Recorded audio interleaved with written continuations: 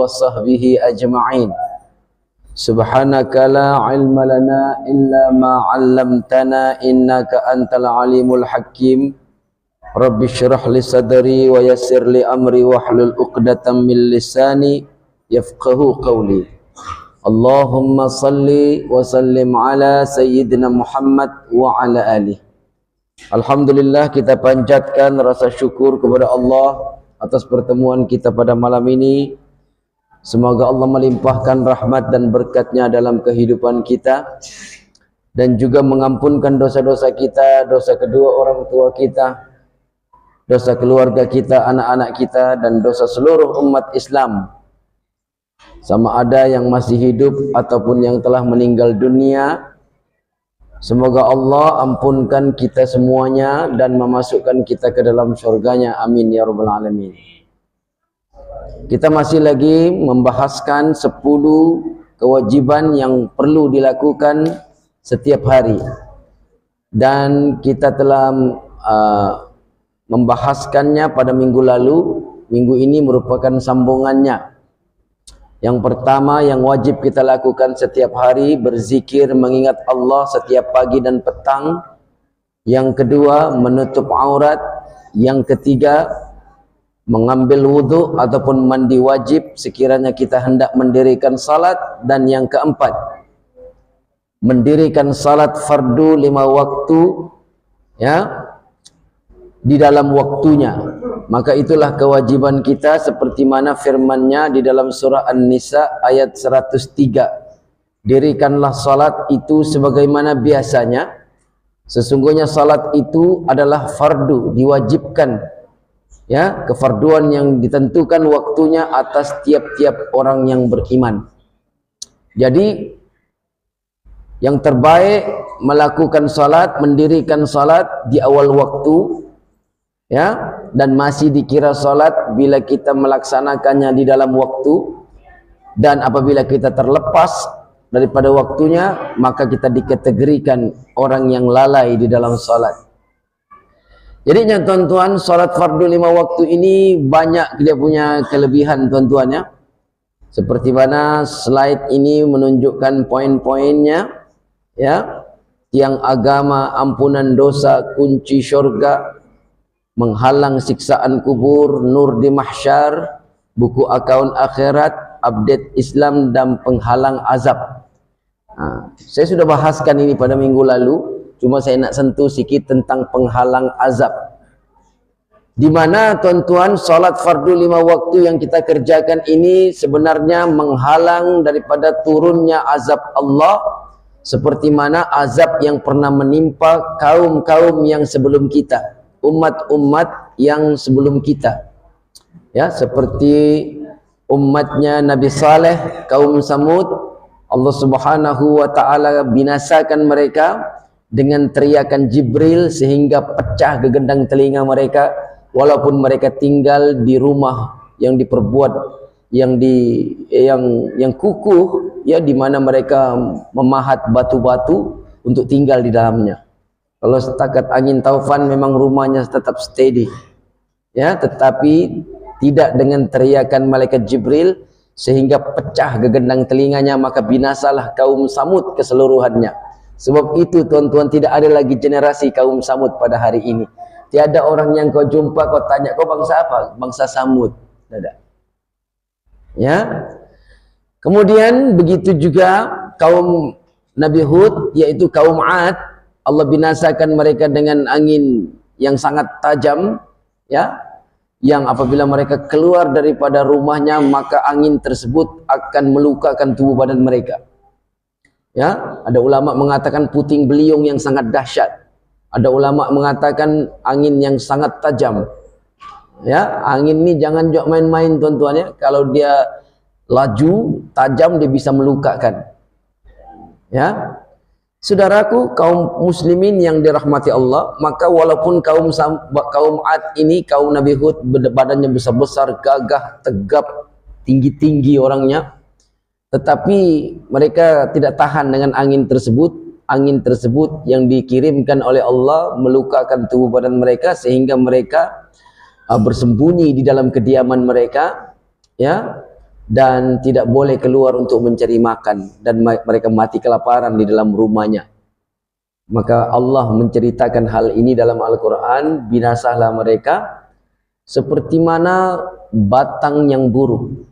Batang yang buruk itu tuan-tuan, kalau batang itu sudah buruk, batang pokok yang buruk, dalamnya akan berlubang duluan tuan-tuan. Maksudnya mereka itu mati dalam keadaan lapar, perut kosong. Ya. Begitu juga kaum Nabi Lut alaihi salam, Allah angkat, disuruh malaikat Jibril angkat perkampungan mereka, lalu sampai ke langit, Allah terbalikkan dan hempas. Ya. Nuh dengan banjir besarnya. Itulah kebinasaan-kebinasaan kaum-kaum ataupun umat yang terdahulu. Gara-gara apa tuan-tuan? Gara-gara mereka tidak dapat sholat fardu 5 waktu seperti kita. Umat terdahulu tuh sembayangnya sehari sekali saja. Sehari sekali. Sebab itu ketika Nabi Musa berjumpa dengan Nabi Muhammad, suruh Nabi Muhammad daripada 50 kurang sampai berapa dikasih kurang? 5 bilang Nabi. Ih, banyak lagi tuh bilang Nabi Musa. Naik lagi kau, minta kurang, umatmu tidak mampu, banyak lagi tuh 5 tuh. Ih, malu sudah aku bilang Nabi. Nah, patutnya 5 tuh banyak. Artinya Nabi Musa dan kaumnya sedikit saja, kurang daripada 5. Jadinya tuan-tuan, walaupun perangai kita ini lebih teruk daripada kaum terdahulu, tetapi azab itu tertahan. Karena salat fardu 5 waktu yang kita lakukan. Kemurkaan Allah itu padam disebabkan sujudnya orang-orang tua, orang-orang yang lemah, menangis, merintih, memohon ampun kepada Allah Subhanahu wa taala. Azab itu tertahan kepada umat akhir zaman walaupun perangai kita lebih teruk. Kalau kaum Lut tuh lelaki suka sama lelaki, tapi kalau umat Muhammad ini bukan setakat lelaki suka sama lelaki, perempuan suka perempuan, ada lagi yang unisex, lelaki boleh, perempuan layan, ada lagi yang kawin sama anjing, ada lagi kawin sama handphone. Gila apa? Teruk. Ya, umat Muhammad ini, umat akhir zaman, perangai punya teruk. Ya, jadinya tuan-tuan, tapi kenapa azab tidak turun? Karena sholat fardu 5 waktu ini. Andai kata kita masih sholat fardu 5 waktu ini tidak dilakukan, hanya 1 waktu 1 hari, memang kita kena macam umat-umat yang sebelumnya. Tapi gara-gara berkat sholat 5 waktu yang kita kerjakan, maka kita jadi umat yang spesial. Azab Allah tahan. Ya, sebab itu Allah perlu mematikan dulu orang-orang yang beriman untuk menurunkan azab ini. So itu ada Nabi bersabda, tidak akan berlaku kiamat selagi ada orang menyebut Allah, Allah, Allah, Allah, Allah. Kan? Allahu Akbar, Allahu Akbar, Allahu Akbar. Dalam sholat kan kita Allahu Akbar, Allahu Akbar, sami Allahu liman hamidah, Allahu Akbar. Nah, nampak? Jadi mati semuanya orang-orang yang beriman. Tinggallah manusia yang tidak kenal Allah, maka disitulah Allah membinasakan umat yang terakhir ini dengan kebinasaan yang paling dahsyat, tuan-tuan, yaitu hari kiamat. Nampak?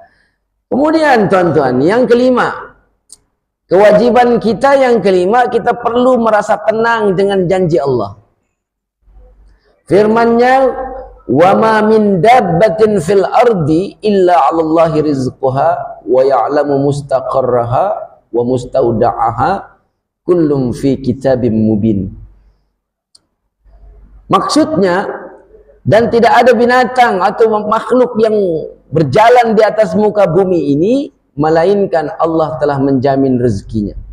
Allah mengetahui tempat berdiamnya dan tempat penyimpanannya, semua tertulis di kitab yang nyata di Lauhul Mahfuz yang terletak di atas arasy Allah Subhanahu wa taala. Ada tempat kitab penyimpanan takdir, tuan-tuan, ya. Surah Hud ayat 6. Nah, di sini Allah jelaskan tidak ada satu makhluk yang melata di bumi melainkan Allah yang memberikan rezekinya. Jadi yang melata, yang berjalan di muka bumi ini termasuk kita, bos. Dan termasuklah kita, ya. Binatang yang lemah yang tidak berkaki pun boleh cari makan, kita lagi berkaki bertangan. Ndak boleh cari makan, kan? Jadinya tuan-tuan, semua ini merupakan janji Allah Subhanahu wa taala, ya. Namun dalam soal rezeki disebutkan di dalam Al-Qur'an ada 8 jalan rezeki yang disebutkan dalam Al-Qur'an, rezeki yang dijamin. Yang tadilah rezeki yang dijamin ayatnya ini, ya, surah Hud ayat 6. Kemudian rezeki yang tidak diduga, rezeki yang tidak diduga. Yang rezeki tidak diduga ini karena takwa, tuan-tuan, ya. Wa may yattaqillah yaj'al lahu makhraja wa yarzuqhu min haitsu la yahtasib. Siapa yang bertakwa kepada Allah akan dikeluarkan dia dari masalahnya dan akan diberikan kepadanya rezeki yang tidak pernah dia duga. Kalau gaji ujung bulan itu rezeki yang kau sudah duga. Yang Tuhan nak bagi ini rezeki yang kau tidak pernah duga. Nah, ya. Rezeki karena anak, rezeki karena istighfar, rezeki karena menikah. Janganlah kamu membunuh anak kamu, kata Tuhan. Sesungguhnya Allah lah yang memberi rezeki kepada anak kamu, dan kamu juga Allah beri rezeki. Orang dulu orang bunuh anaknya, tuan-tuan, karena takut tidak boleh dikasih makan, ya. Rezeki karena bersyukur, la in syakartum la azidannakum. Kamu bersyukur, ku tambah. Rezeki karena bersedekah, ya, siapa yang memberi pinjaman yang baik kepada Allah, Allah akan melipat gandakan balasan kepadanya. Rezeki karena usaha, manjadda wajada, siapa yang berusaha pasti dia dapat. And jadinya tuan-tuan, rezeki yang dijamin itu seperti ini. Kita tidak minta, Tuhan bagi. Udara untuk bernapas, degupan jantung untuk pam darah. Jadi jantung berdegup itu rezeki. Siapa kontrol? Tidak ada yang kontrol, Tuhan yang kontrol. Mana ada switchnya di rumah? Mana ada switchnya di badan kita?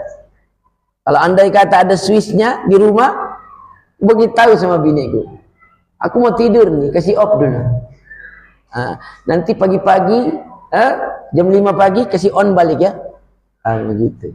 Kalau ada switchnya, pasal aku mau dia berehat. Ini non-stop. Weh, dalam rosa tuh, kan? Walau kalau injin kamu non-stop, ketika kamu duduk dengar ceramah di sini, injin di luar masuk non-stop. Balik di rumah masih lagi dihidupkan sampai besok pagi, dalam pecah injinmu. Risau juga aku dipakai terus nih, ya. Nanti sekalinya terus kita mati. Urat untuk alirkan darah ke seluruh tubuh badan. Kau belalah tanganmu, ada ke uratmu? Itu rezeki. Tanpa urat lumpuh kita, tuan-tuan, lumpuh. Kan? Ini perlu dialirkan ke seluruh tubuh badan. Jantung kita lah tempat pam darah tersebut. Aliran makanan dan minuman, ini juga rezeki. Ya, yang mana makanan kita daripada mulut terus ke esofagus, terus pergi ke perut, dari perut terus pergi ke usus kecil, dari usus kecil terus pergi usus besar, dan terus pergi lubang dubur. Aliran itu rezeki. Coba kalau aliran itu terus bersambung ke tangan, binasa kamu berak. Kan? Ini alirannya terus pergi lubang dubur kita. Senang. Mau berak duduk jadi tandas. Kan? Ada tuan-tuan yang Allah tarik rezekinya sehingga dia tidak boleh berak melalui juburnya. Dipotong perutnya, sambung hos, berak dalam plastik, kencing dalam plastik. Nah, rajin-rajin kita menjenguk orang sakit, baru datang ke insapan. Kan? Tanah untuk kediaman.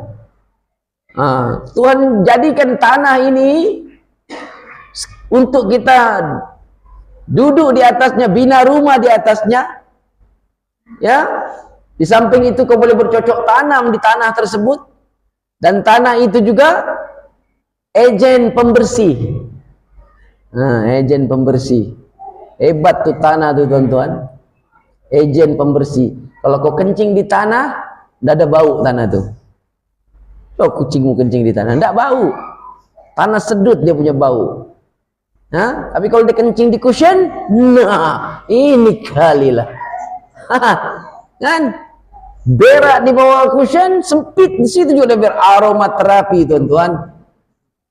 Tapi kalau kucing berak di tanah, tidak ada berbau, tuan-tuan. Itu agen pembersih. Luar biasa tanah itu, tuan-tuan ya. Kalau kita terkena anjing pun, babi, kita kena cuci salah satunya dengan tanah juga. Itu kehebatan tanah. Ya. Tumbuhan sumber oksigen. Untuk kita guna bernapas. Semakin banyak tumbuhan, semakin segar pernapasan kita. Sebab itu orang mau cari taman-taman yang banyak flora dan fauna semula jadi supaya kita menghirup udara yang segar. Karena semakin banyak tanaman yang ditebang, dimusnahkan untuk pembinaan kawasan perumahan, perindustrian dan sebagainya, maka itu menyebabkan kekurangan oksigen. Udara tidak segar kita dapat. Dengan pencemaran udaranya, keluar daripada kilang, keluar daripada asap, keluar daripada kendaraan dan sebagainya, ya, itu mencemar udara. Itu kita cepat mati tuh. Ya'juj dan Ma'juj panjang umurnya sebab tidak ada pencemaran di tempat orang, tuan-tuan. Ya'juj dan Ma'juj. So itu umur orang panjang. Tidak ada pencemaran bunyi, tidak ada pencemaran udara, tidak ada pencemaran air dan sebagainya. So itu mereka subur, ya. Mereka tidak mati kata Nabi kecuali meninggalkan 1000 keturunan. Haiwan dan tumbuhan sebagai sumber makanan, ya. Langit sebagai atap yang dijaga, perut lapar, teka aus, itu juga rezeki. Oke? Perut lapar rezeki kah Ustaz? Iyalah, itu maksudnya perutmu masih berfungsi kalau dia kosong. Coba kalau perutmu tidak lapar, ya, kau tidak mau makan. Bila kau tidak mau makan, bagaimana kau mau dapat tenaga? Makan bang, bilang bininya. Enggaklah, aku tidak lapar. Besok di Pelawak lagi makan bang, enggak, abang tidak lapar. 2 hari tidak makan. Ya, risau bininya. Hari ketiga makan bang, enggaklah aku tidak lapar. Aku suapkan, risau sudah bininya. Makanlah walaupun sedikit, aku tidak lapar. Hari keempat mampus. Ya, jadinya tuan-tuan, tahukah tuan-tuan, bukan saja kita mengenal rantai makanan, siratan makanan, rantai rezeki pernah kamu dengar? Cemana tuh Ustaz? Ini aku tunjuk. Lapar dulu, lepas dia lapar, dia mau makan kan? Diselupnya poketnya, aku mau beli makanan, cari duit. Nampak? Cari duit, beli makanan. Dapat makanan, makan, kenyang dapat tenaga, lebihnya jadi tinja, jadi tai. Jadi balik lagi lapar. Kan? Itulah dia rantai makanan. Ini rezeki. Rantai makan, rantai rezeki. Jadi lapar itu termasuk rezeki. Kalau kita mau merenung-renungi, karena Tuhan itu tidak menciptakan sesuatu sia-sia. Kan? Apa gunanya lapar Ustaz? Sakit, Mbak, lapar. Aku tidak suka. Apa gunanya? Lapar. Kan? Lapar itu supaya kau boleh berusaha mencari makan. Cari duit untuk beli makan. Makan untuk dapat tenaga. Untuk meneruskan kelangsungan hidup. Tidak ada yang sia-sia Tuhan ciptakan. Termasuk nyamuk yang kita benci itu, ada juga gunanya sama kita, tuan-tuan. Innallaha la yastahi, sesungguhnya Allah tidak malu. Sambung, innallaha la yastahi. Aku itu juga dengar. Innallaha la yastahi Come on. Hah? Apa-apa? Come on. Innallaha la yastahi come on, ayadriba makan masalam oh come on man, masalan ba'u sesungguhnya Allah tidak malu untuk membuat perumpamaan atau mencipta nyamuk ataupun yang lebih rendah daripadanya. Ba'udatan itu maksudnya nyamuk. Ada gunanya tuan-tuan, walaupun kau benci, ada gunanya nyamuk tuh. Tidaklah Allah menciptakan segala sesuatu ini dalam keadaan sia-sia. Ya. Jadi apa guna nyamuk? Isap darah? Itu tidak ada gunanya dengan isap darah. Nyamuk itu gunanya, gara-gara nyamuk orang boleh hidup di dunia ini. Kenapa boleh begitu, Ustaz? Oke, untuk menjelaskan begini. Gara-gara nyamuk yang dibenci oleh orang, maka terciptalah racun nyamuk, betul? Tercipta racun nyamuk. Racun nyamuk itu dibuat di kilang. Dan kilang itu ada pekerjanya. Dan pekerja itu ada gajinya. Gara-gara nyamuk dia kerja. Nampak? Kasih makan anak bininya. Di mana kita kerja, Pakcik? Di kilang nyamuk. Kilang racun nyamuk. Buat nyamuk lingkar. Racun nyamuk lingkar. Yang satu racun nyamuk rikset. Nah, gara-gara nyamuk orang boleh makan, berhidup.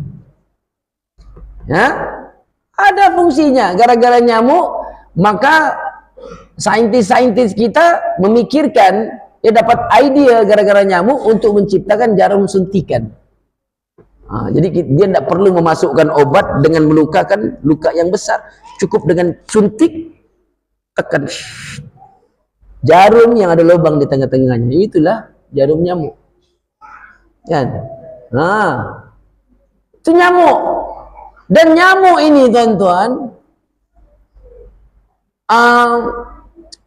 sejenis binatang yang tidak pernah putus asa. Iya. Kenapa, Ustaz? Sebab dia ini suka menyanyi. Walaupun orang tidak suka nyanyiannya, tapi orang tetap bertepuk, tuan-tuan. Suka kamu dengar nyanyian nyamuk? Mana dia mau nyanyi di kakimu? Dia mau nyanyi di telingamu supaya kau dengar. Padahal suaranya tidak besar, tapi suaranya tidak enak. Bertepuk, walaupun orang tidak suka dengar suaranya, tapi orang tetap bertepuk. Dia bangga dengan nyanyian itu, walaupun dia terpaksa mati, tuan-tuan ya. 6. Qanaah dengan rezeki dari pembahagian Allah Subhanahu wa taala. Nahnu qasamna bainahum ma'isyatahum fil hayatid dunya wa rafa'na ba'dahum fawqa ba'din darajatin liyattakhidha ba'duhum ba'dan sukhriya. Kami telah menentukan antara mereka penghidupan mereka dalam kehidupan di dunia. Kami telah menentukan antara mereka penghidupan mereka dalam kehidupan dunia. Dan kami telah meninggikan sebahagian mereka atas sebahagian yang lain beberapa darjat, agar sebahagian mereka dapat mempergunakan sebahagian yang lain. Surah Az-Zukhruf ayat 32. Jadi di sini kalau kita fahami ayat ini, tuan-tuan, Allah telah tetapkan kita punya kehidupan di dunia ini. Bagaimana nasib kita di dunia ini semua pun telah tertulis. Jadi kalau Allah sudah takdirkan kau itu orang miskin, walau kau kerja 24 jam kau tetap miskin. Kalau Allah takdirkan kau kaya, walau kau tidak kerja, kau tetap kaya. Ya, bisakah orang yang tidak bekerja tetap kaya? Bisa. Kalau dia mewarisi harta daripada mamak bapaknya yang kaya. Itu dipanggil harta warisan. Bapaknya YB, mamaknya YBiyah. Bapaknya YB, mamaknya YBiyah. Nah, nampak? Apa pula YBiyah itu? Iyalah macam Hasan, Hasanah, Soleh, Solehah. Kan? YB, YBiyah. Nampak tuan-tuan? Tak kerja anaknya, cuma menikmati ya kekayaan mamak bapaknya. Nah, jadinya tuan-tuan, kami telah meninggikan sebahagian mereka atas sebahagian yang lain beberapa darjat. Ada yang Allah kasih kaya, ada yang Allah kasih miskin. Supaya apa? Supaya dapat mengguna antara satu dengan yang lain. Tak boleh kaya semua, bos. Tak boleh. Nanti dunia ini dia punya tayar tidak berjalan, pusingannya tidak jalan. Mesti ada kaya, mesti ada miskin. Mesti ada kaya, mesti ada miskin. Dan selalunya orang kaya, kalau takdirkan mereka tidak suka benda-benda yang kotor. Tangan kotor kena minyak hitam, orang tidak suka. Kena minyak, tisu.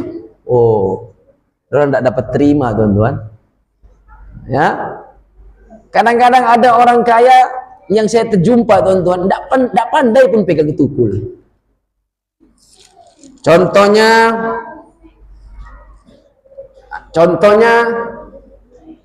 ini kepala tukul tuh, kuku kambing tuh, kepala tukul kuku kambing. Patutnya kau pegang di ujung, kalau kau memukul kan, tak. Dipegangnya dekat kepala tukul kuku kambing tuh, tak. Baru maku. Sudah lempakunya tidak pandai masuk, terkena lagi tangan. Kutanya, kau tidak pandai pegang tukul? Tidak pandai bilangnya. Come on, kau tuh laki-laki, come on, aku bilang. Selidik, rupanya anak kontraktor. Patutnya pandai, bapaknya kontraktor. Anaknya mungkin mewah kali kan hidupnya, apa aja yang dimau dibagi. Yang cakap, boleh dia cakap sama aku. Iya, aku mau anu lagi nih, pergi hujana, mau potong kuku. Apa? Aku bilang, pergi hujana mau potong kuku? Ya ampun, potonglah sendiri, tidak biasa. Wantak juga nih. Kan? Potong kuku pergi hujana. Nampak? Ada di hujana? Aku tidak tahu ada potong kuku di sana.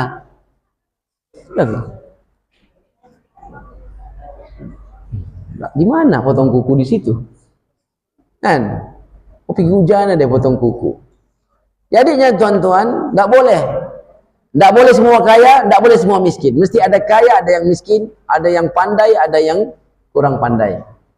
Supaya boleh berpusing, tuan-tuan ya, boleh berpusing. Guru dengan murid itu berkongsi pahala.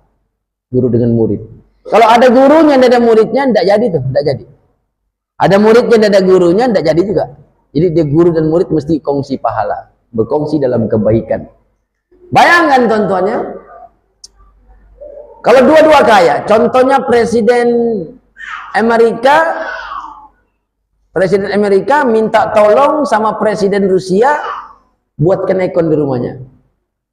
Nampak? Boleh nampak keperbualan orang. Kata Presiden Amerika, bolehkah kau datang ke rumahku, Putin? Contohnya, si Putin. Untuk apa? Pasang aircon baru. Di rumahku tidak sejuk sudah airconnya. Kau boleh tolong servis? Kau rasa apa jawab si Putin? Kau tampar kepala Putin bilangnya. Kan? Aku bayar sama kau. Aku bayar kau. Hah? Berapa? 120? Memang kau diinjak si Putin. Kan? Gitulah perumpamaannya, tuan-tuan. Makanya, tuan-tuan, kita kena redha dengan takdir ini. Ya. Kalau kau tidak puas hati, artinya kau tidak puas hati dengan yang menentukan penghidupan antara kita. Siapa yang kau tidak puas hati? Ialah kau tidak puas hati dengan Tuhan. Sebab itu jauhilah sifat dengki. Karena dengki itu sebenarnya bukan sekadar kau dengki dengan manusia, tapi sebenarnya kau tidak puas hati dengan pembahagian Tuhan. Ya. Contohnya tuan-tuan, ya, macam begini, ini pun salah satu contoh juga, memaki hujan ribut. Orang berjualan, hujan, lari ke stomel, bodoh hujan, lari ke stomel. Tadi punya ramai sekalinya, hujan turun, lari. Kamu jangan turun sekarang lah. Pagi-pagi kah, malam kah? Ini contohnya berniaga bazar Ramadan. Kalau berniaga bazar Ramadan tuh, yang paling kemuncaknya tuh, yang paling banyak orang tuh jam 5:30. Di situ berbondong-bondong manusia datang. Kalau hujan pada waktu itu, memang kecewalah peniaga-peniaga bazar Ramadan. Bodoh ya hujan. Kau maki Tuhan sebenarnya.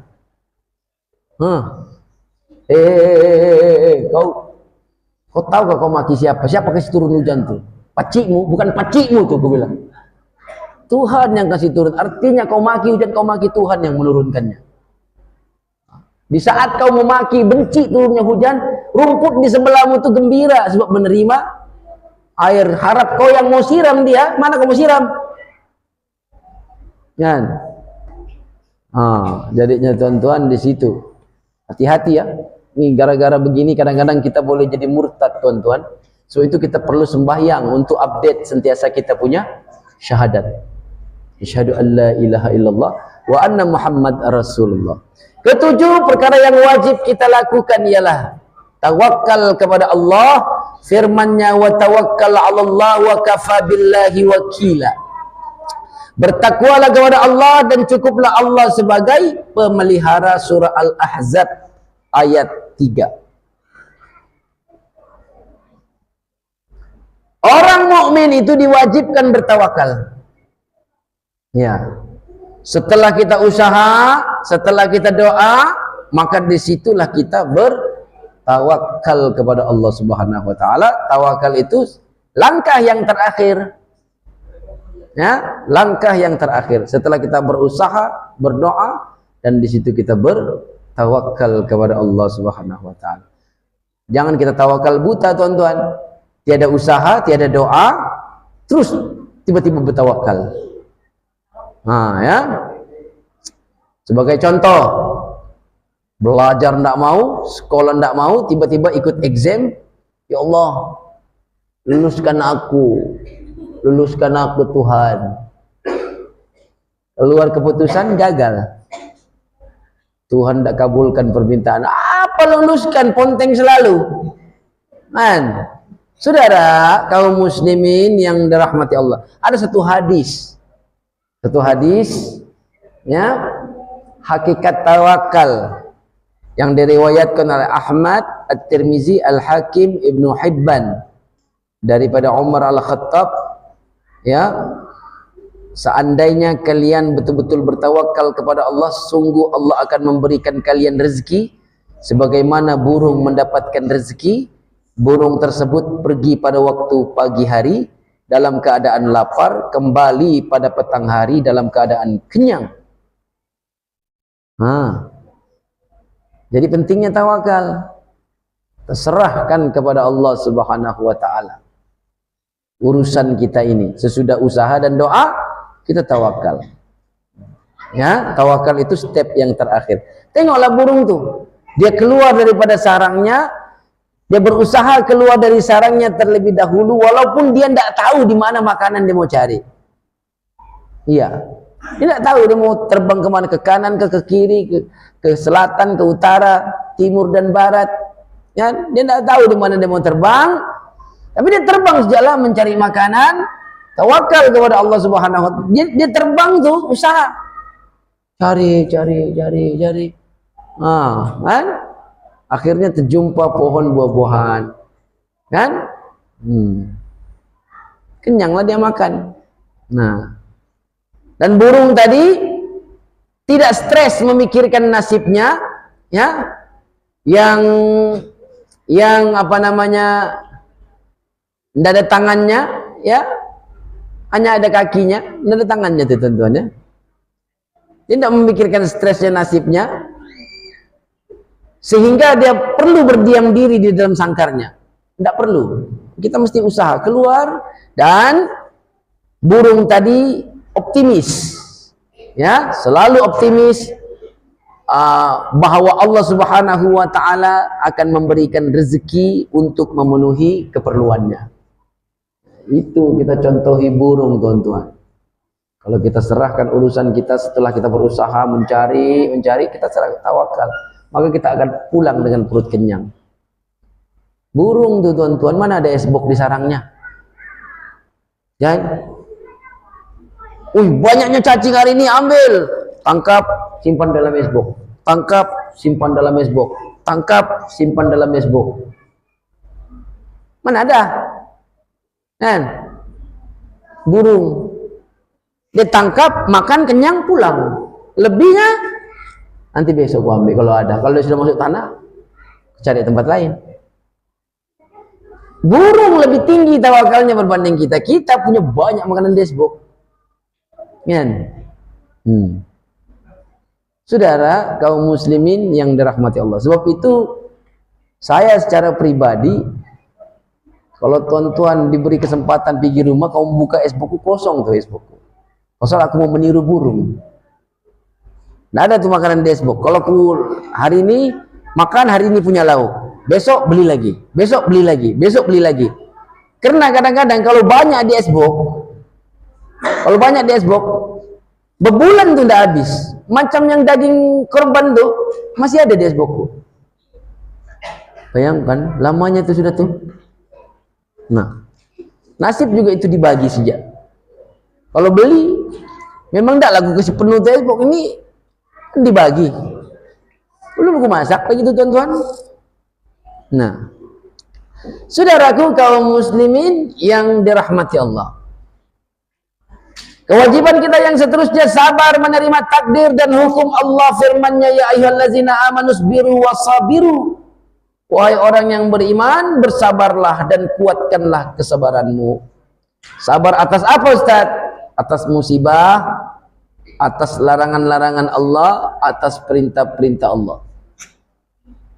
Musibah itu banyak, ya? Musibah pecah, musibah ketakutan, kelaparan, ya, kemusnahan harta benda, kehilangan jiwa, kebakaran, kemalangan, ya, banyak musibah.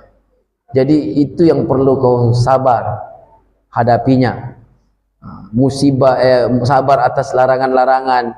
Karena apa yang dilarang oleh Tuhan itu sebenarnya menarik nafsu kita. Maksudnya nafsu yang disukai oleh nafsu, itulah yang dilarang oleh Tuhan.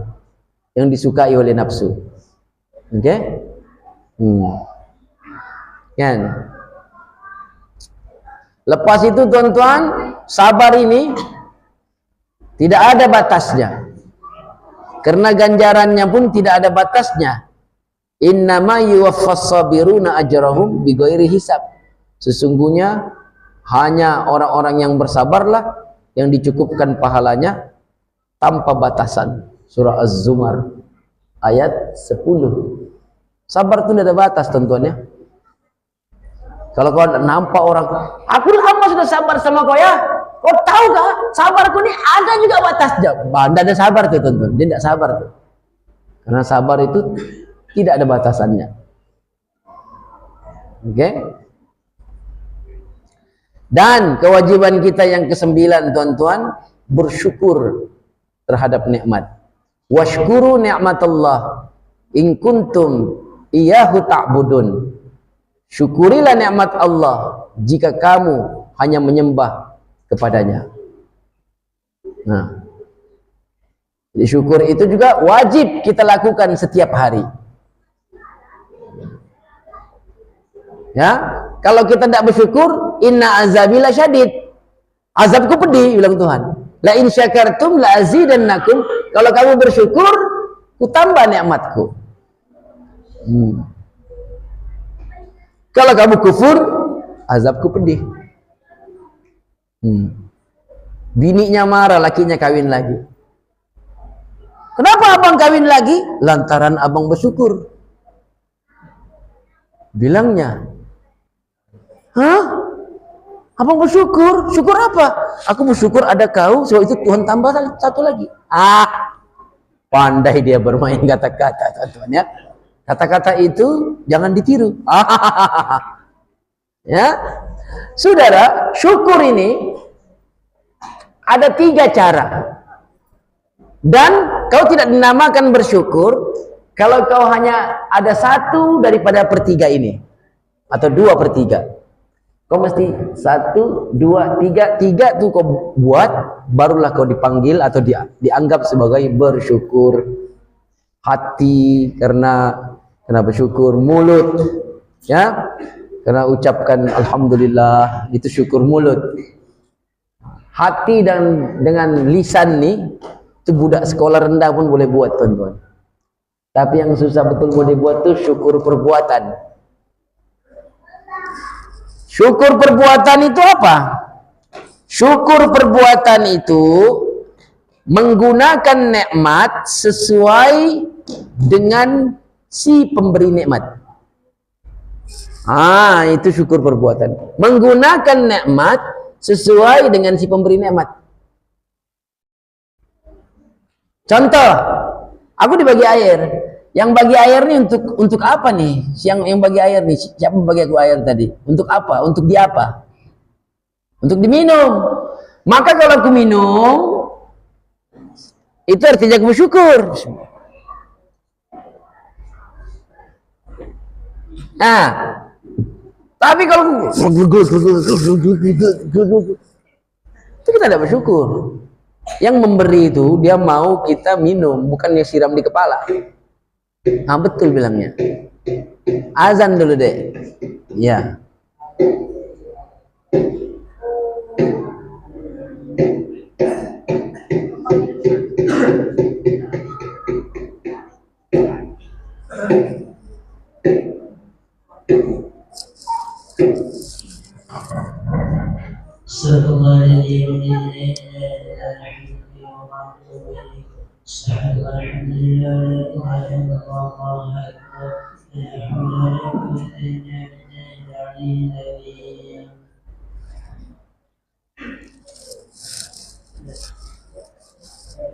Allahu Akbar,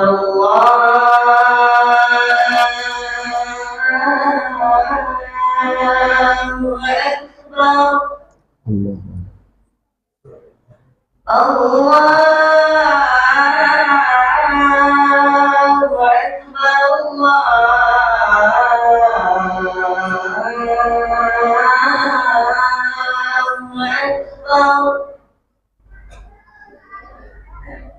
أشهد أن لا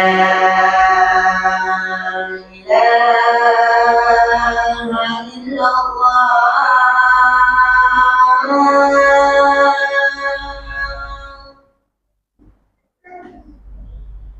أشهد أن لا إله إلا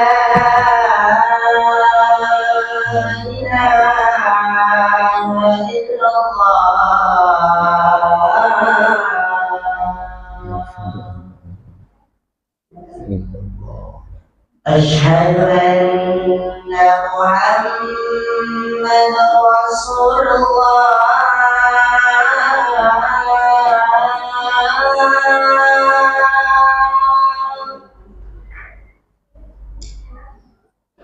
أشهد أن محمدا رسول الله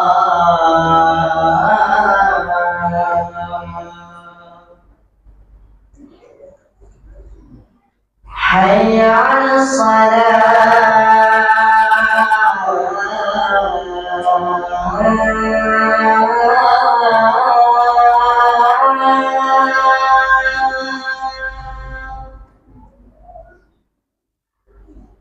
حي على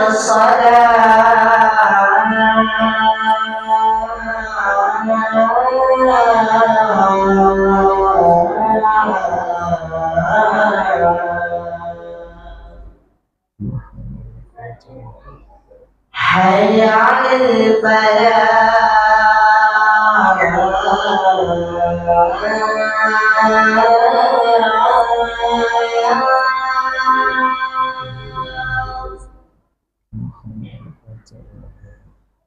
حي على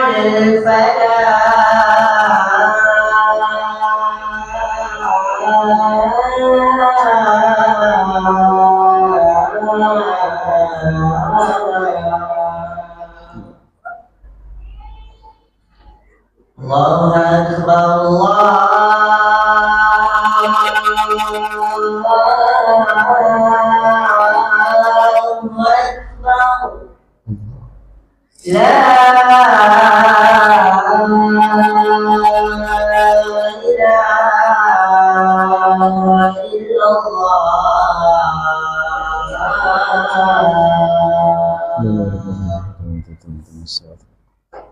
آتِ سيدنا محمد الوسيلة والفضيلة وشرف المرتبة وابعث مقاما محمودا الذي وعدته إنك. Oke tuan-tuan, Allah Subhanahu wa Ta'ala, kita sambung sedikit lagi tuan. Allah Subhanahu wa Ta'ala menegaskan di dalam Al-Quran, qalilan ma tashkurun, hanya sedikit orang-orang yang tahu bersyukur. Dan golongan yang sedikit inilah yang bakal menghuni syurga. Mana yang banyaknya yang lain? Itu semuanya di dalam neraka. Walaqad zara'na li jahannama katsiran minal jinni wal ins. Sesungguhnya kami isi neraka jahanam itu katsiran, banyak, ramai. Minal jinni wal ins, daripada golongan jin dan manusia. Mereka punya mata, tapi tidak dapat melihat tanda-tanda kebesaran Allah. Punya telinga, tidak mau mendengar ayat-ayat Allah. Punya hati, punya otak, tidak mau memahami ya isi-isi kandungan di dalam Al-Quranul Karim. Ulaika kal an'am, mereka itu seperti binatang ternak, balhum adal, bahkan mereka itu lebih teruk daripada binatang ternak. Binatang ternak ada otak tapi akalnya tidak sempurna. Ya, tapi kita ini diberi akal yang sempurna, tidak mau diguna pakai. Maka sebabnya itu kita lebih teruk daripada binatang ternak jika kita tidak mau menggunakan nikmat yang diberikan dengan jalan yang betul. So itulah kita diwajibkan bersyukur. Ya, kalau kau tidak bersyukur, kau akan dimasukkan ke dalam neraka. Azabi lasyadid, azabku itu sangat pedih. Jadinya tuan-tuan, gunakanlah nikmat yang diberi sesuai dengan kehendak Allah Subhanahu wa Ta'ala. Mata yang diberikan, pakailah mata untuk melihat benda-benda yang baik, melihat ayat suci Al-Quran, melihat orang-orang yang susah untuk kita tolong. Pakai matamu. Kan? Bukan pakai mata kameramu. Membantu juga bantu, tapi macik, tengok sini macik, tengok. Smile macik, smile. Di post. Mata kameranya yang lihat. Oke? Okay? Kalau kita tidak ikhlas, tujuan kita untuk menunjuk-nunjuk, sia-sialah pahalamu. Ada telinga, guna pakai untuk mendengar ayat-ayat suci Al-Quran, guna pakai untuk menghadiri kuliah-kuliah seperti ini. Ini tanda orang bersyukur di atas nikmat. Ya, boleh kau dengar benda-benda yang hiburan-hiburan, boleh, tapi benda-benda begini yang lebih utama itu jangan kau lepaskan peluang. Boleh, Anda ada juga masalahnya dengar-dengar begitu, Anda ada juga masalah. Yang tidak boleh mendengar umpatan orang lain, mendengar fitnah orang lain. Ada story kah? Ada story kah hari ini? Ada story? Ada. Apa? Come on. Kan? Nanti kita bankrupt di hari kiamat. Gara-gara mulut, gara-gara telinga yang tidak boleh dijaga, bankrupt, bangkit dari lubang kuburnya dengan pahala salat, puasa, zakat. Semua orang-orang yang pernah disakitinya menuntut sampai dia tidak ada sudah pahalanya. Akhirnya dia dilemparkan ke dalam neraka. Rugi bos. Dan maka gunakan nikmat yang diberi sesuai dengan kehendak sang pemberi. Mulut, Tuhan bagi kita mulut untuk kita makan, untuk kita minum. Minum apa? Minum yang halal-halal. Makan yang halal-halal itu yang pemberi nikmat mau. Kan? Ucap yang baik-baik, basahkan dengan zikir lidah kita. Bukan dibasahkan dengan umpatan, fitnah dan sebagainya, tuan-tuan. Jadi sekali lagi saya tegaskan, syukur perbuatan ini yang paling susah. Apa maksud syukur perbuatan? Menggunakan nikmat sesuai dengan sang pemberi nikmat. Contoh, sebelum saya ke slide lain, ada orang bagi aku topi ini untuk dipakai. Ustaz, nah aku hadiahkan ke Ustaz, aku sedekahkan ke topi, contohnya. Pakailah Ustaz bikin sembahyang. Itu kehendak si pemberi nikmat. Apa perasaan sang pemberi nikmat, orang yang bagi aku nih, kalau aku jadikan dia sebagai lap kaki? Tidak sakit hati kan? Begitu. Dan yang terakhir, teman-teman, yang terakhir yang wajib itu makan makanan yang halal lagi baik. Fakulu mimma razaqakumullah halalan thayyiba. Makanlah makanan yang halal lagi baik dari rezeki yang diberikan Allah kepadamu. Ada dua tuh, tuan-tuannya, bergandengan. Halal dan baik. Ini mesti bergandeng. Sebab ada yang halal tak baik, ada yang haram tapi fresh. Betul bilang jam tuh. Apa halal tapi tak baik? Nasi basi. Halal nasi, tapi tidak sudah bagus, basi sudah. Kalau kau makan juga, kau terimalah akibatnya, sakit perut, keracunan makanan. Apa yang haram tapi fresh, panas-panas lagi, sinalau bakas. Hati-hati, kalau pikiran kun dasang, ada asap-asap, sinalau bakas dia tulis, jangan pernah kau singgah. Pernah kami masa di Tanjung Aru dulu, saya jadi imam sana, EJK Masjid Tanjung Aru itu buat konvoi motor. Pergi mana? Pergi Sabah, daripada menumbuk pergi Sipitang terus pergi Tenom terus pergi Kaningau terus pergi tembus pergi Tembunan Ranau balik pergi Keke terus balik pergi menumbuk. Jadi pusingannya begitu. Seronok jo. EJK Masjid. Ada lubang, kayak punya kapten tuh, ada lubang. Kalau ada lubang begini dia.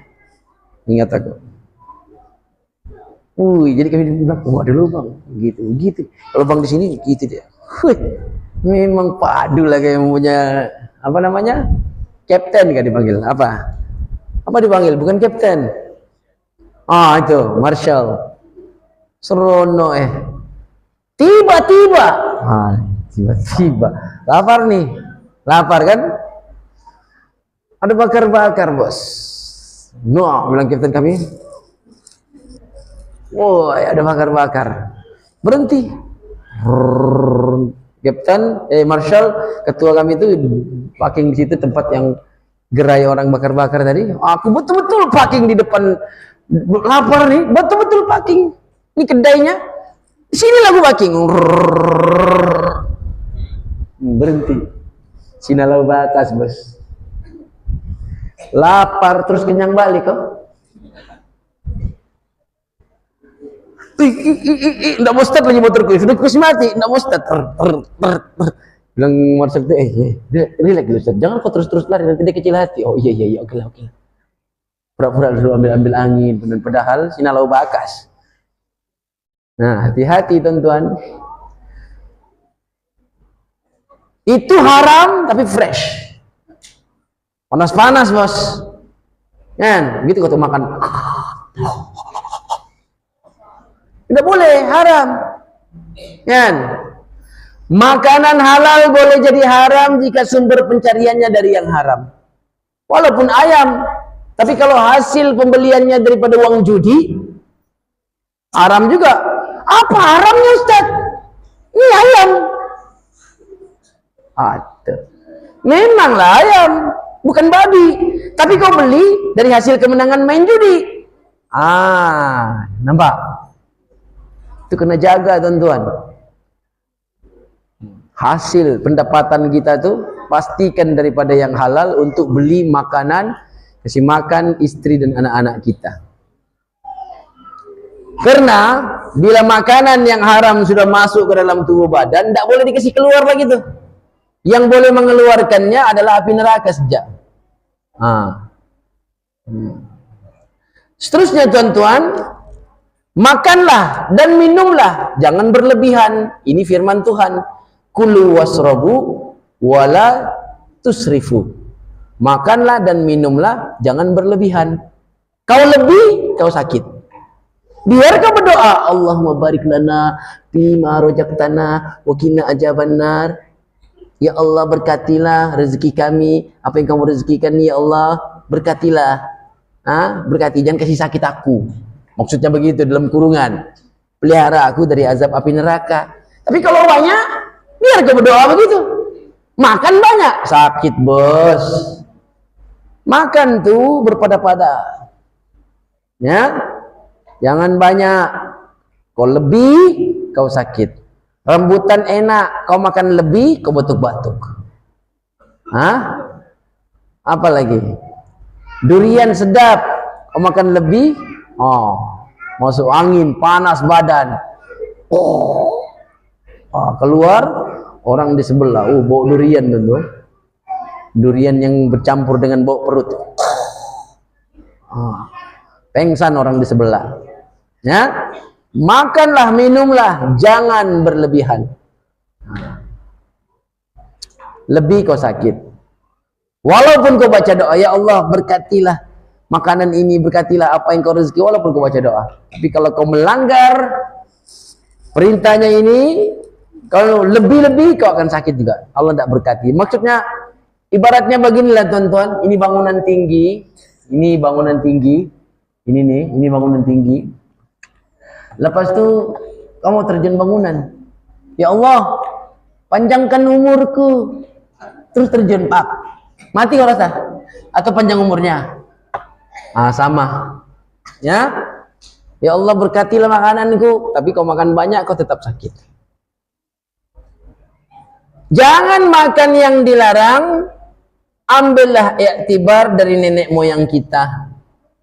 Kalau sudah Tuhan larang, adalah tuh hikmahnya kenapa dia dilarang. Janganlah kau persoalkan.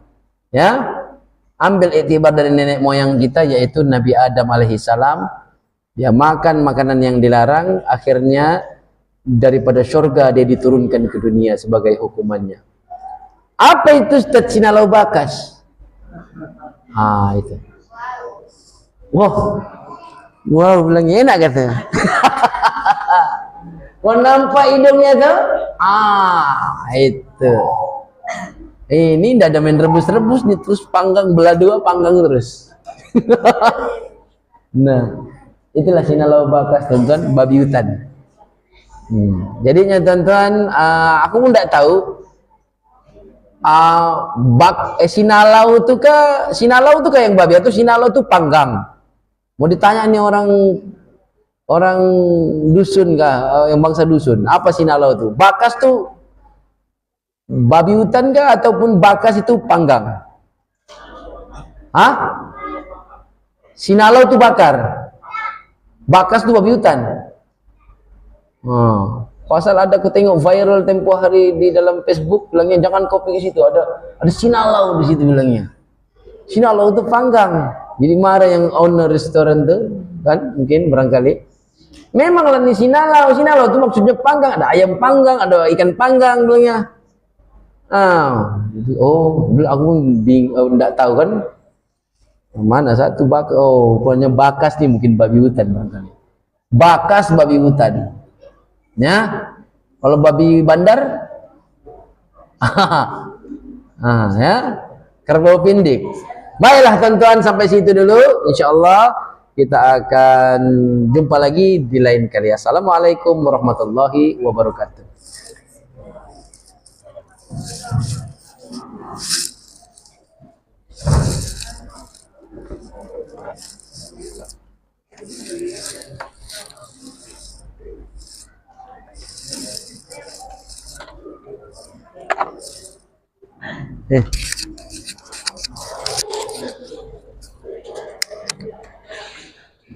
Ustaz.